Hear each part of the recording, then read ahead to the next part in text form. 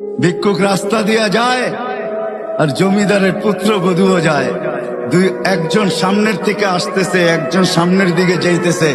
দুইজনের ক্রসিং এর সময় ভিক্ষুকের গায়ের কাদা জমিদারের পুত্রবধূর গায়ে লেগে গেছে। সে দুনিয়া আন্ধার করে ফেলছে, স্বামীকে ডাইকা নিয়ে আসছে, বলছে ভিক্ষুক আমার কাপড় নষ্ট করে দিছে। সে শুধু ভিক্ষুক ছিল না, বৃদ্ধ ছিল। বৃদ্ধ ছিল না শুধু, জীর্ণ ছিল, শীর্ণ ছিল। শরীরে কাপড় ছিল না, ফাটা চিরা কাপড় ছিল। পায়ে জুতা ছিল না, পেটে ভাত ছিল না।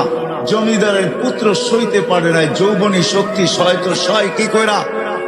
তার স্ত্রীর গায়ে ভিক্ষুকের কাদা, বস সমগ্র শক্তিকে হাতে জমা করা, একত্র করা বৃদ্ধের গালে বসায়। বৃদ্ধ কিচ্ছু বলে নাই, শুধু উপরের দিকে তাকায় দুই তিনটা শব্দ উচ্চারণ করছেন। শব্দগুলা হলো ইয়া মাল্লাহ, তারা হলো ওয়ুন, ও আল্লাহ চোখে দেখা যায় না। ও তারা কুল্লা শাই, তুই সব দেখিস। ফারা তারা মা বি, তুই কি দেখিস না আমার সাথে কি ঘটতেছে? এটা কি দেখিস না? বলতে দেরি যুবক, মরতে দেরি হয় না। জমিদার চলে আসছে, প্রতিশোধ নিবে। বৃদ্ধের একদিকে মুস্কি হাসি, একদিকে বলতেছে প্রেমের খেলা এমনই হয়।